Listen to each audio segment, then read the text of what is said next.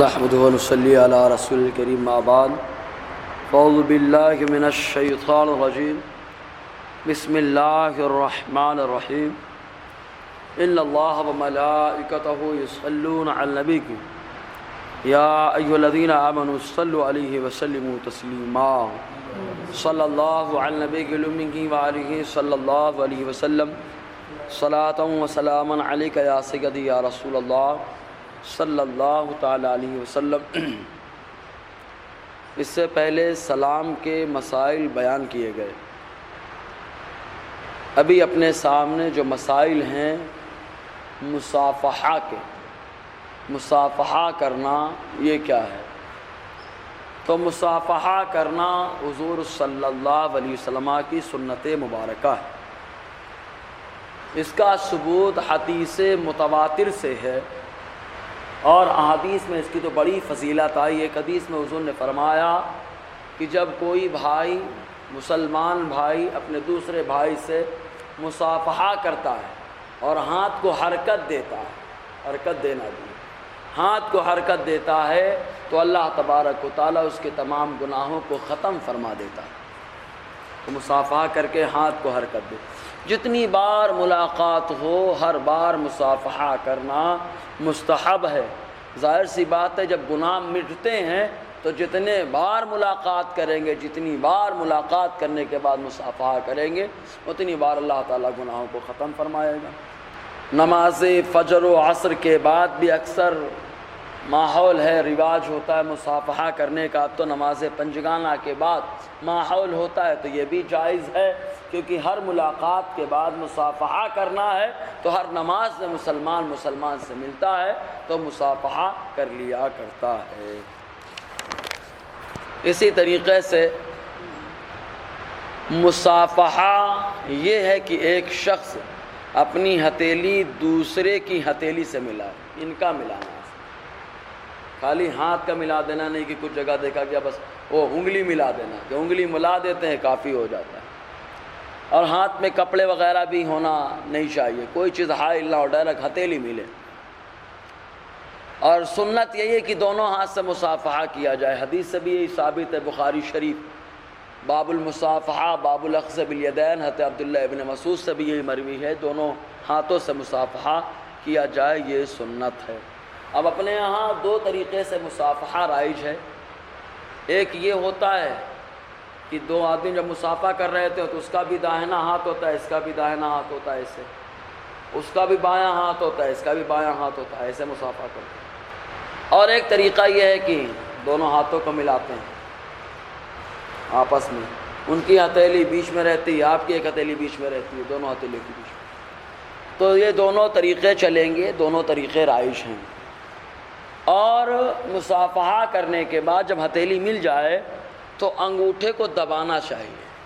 دبانے کا خاص مقصد یہ ہے، فقہاء فرماتے ہیں کہ انگوٹھے کو دبایا جائے کہ انگوٹھے میں ایک رگ اور ایک نس ایسی ہوتی ہے کہ جب اس کو پکڑیں گے تو پکڑنے سے محبت پیدا ہوتی ہے، اس کو پکڑنے سے محبت پیدا ہوتی ہے، اس لیے انگوٹھے کو دبایا جائے کہ نس پکڑنے میں آ جائے۔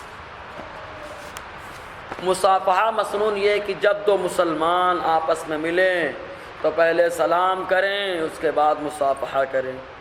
رخصتی کے وقت بھی جب آدمی جدا ہونے لگتا ہے تو بھی سلام کرتا ہے، سلام کرنے کے بعد مصافحہ کر کے جدا ہو جاتا ہے۔ اب ایک چیز اور ہے، یہ تو ہو گیا مصافحہ کا معاملہ۔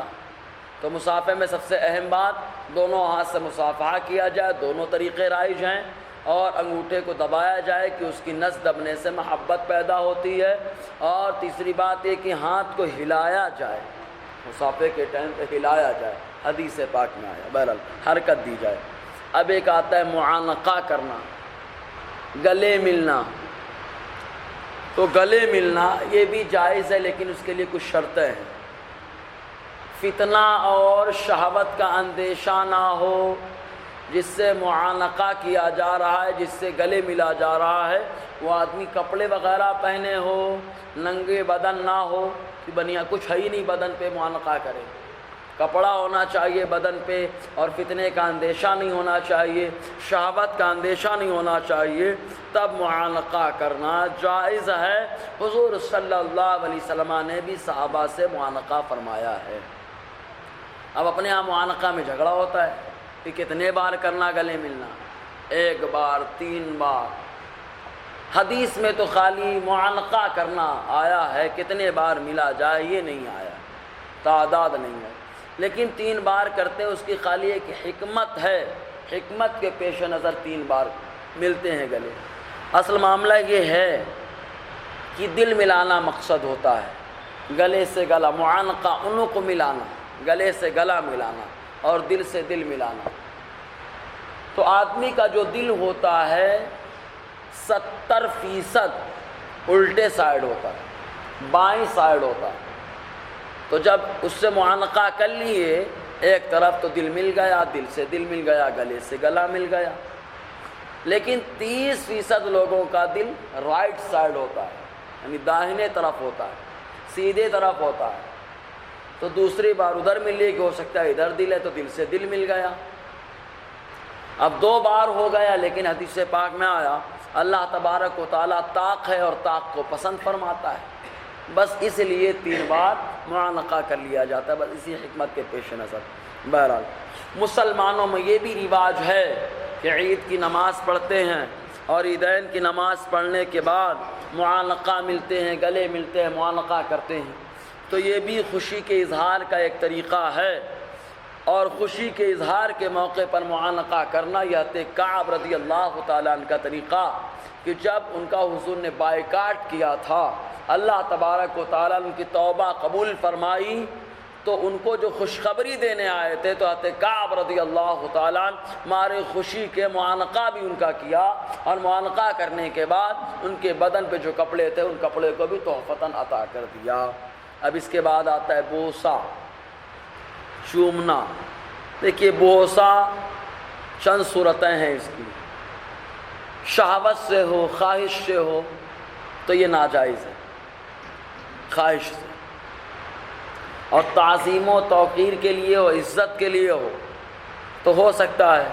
پیشانی پر بوسہ بھی انہی شرائط کے ساتھ ہے، یعنی شہوت کے ساتھ نہیں ہونا چاہیے۔ حضرت بکر صدیق رضی اللہ تعالی عنہ نے حضور کی دونوں آنکھوں کے درمیان بوسہ دیا۔ کب؟ جب آقا علیہ السلام پردہ فرما گئے تھے، آرام فرما رہے تھے، تو فَأَكَبَّ عَلَيْهِ فَقَبَّلَهُ، جھک گیا، جھکنے کے بعد پیشانی کا بوسہ لیا۔ تو تعظیم اور توقیر کے لیے ہو تو بلا شبہ بوسہ لینے میں کوئی قباحت نہیں ہے، اور شہوت کے ساتھ ہو تو یہ ناجائز ہے۔ بعض لوگوں نے مصافحہ کرنے کے بعد، تو لوگ مصافحہ کرتے ہیں، ایسے کرتے ہیں، کرنے کے بعد اپنا ہاتھ چوم لیا کرتے ہیں، ایسے مصافحہ کریں گے چھوڑ دیں گے، پھر اپنا ہاتھ چوم لیا کرتے ہیں، یہ مکروہ ہے، ایسا نہیں کرنا چاہیے۔ سمجھ میں آیا کہ نہیں؟ بہرحال عالم دین بادشاہ عادل کے ہاتھ کو بوسہ دینا جائز ہے، بلکہ اس کے قدم کو چومنا بھی جائز ہے، بلکہ اگر کسی نے عالم دین سے خواہش کی، عالم دین اپنے علم پر عمل کرتا ہو، جو اس کے پاس علم پر عمل کرتا ہو، خشیت خداوندی ہو اس کے پاس، ورنہ سند والے تو بہت سارے ہیں، بلکہ اگر کسی نے عالم دین سے خواہش کی کہ آپ اپنا ہاتھ یا قدم مجھے دیجئے کہ میں بوسہ دوں، تو اس کے کہنے کے مطابق وہ عالم اپنا ہاتھ پاؤں بوسے کے لیے اس طرف بڑھا سکتا ہے۔ اب آتا ہے معاملہ عورت کا بوسہ، عورت نے عورت کے منہ کا بوسہ لیا، رخسار کا بوسہ لیا، یہ مکروہ ہے۔ عورت آپس میں بوسہ لیں، یہ کیا ہے؟ مکروہ ہے۔ عالم یا کسی بڑے کے سامنے زمین کا بوسہ دیں، چودھری ہوتے ہیں گاؤں میں، سرپنچ ہوتے ہیں، لوگ ان کے پاس جاتے ہیں تو زمین کا بوسہ دیتے ہیں، تو کسی عالم یا بزرگ آدمی کے سامنے زمین کو بوسہ دینا یہ حرام ہے۔ جس نے ایسا کیا جو اس پر راضی ہوا دونوں گنہگار۔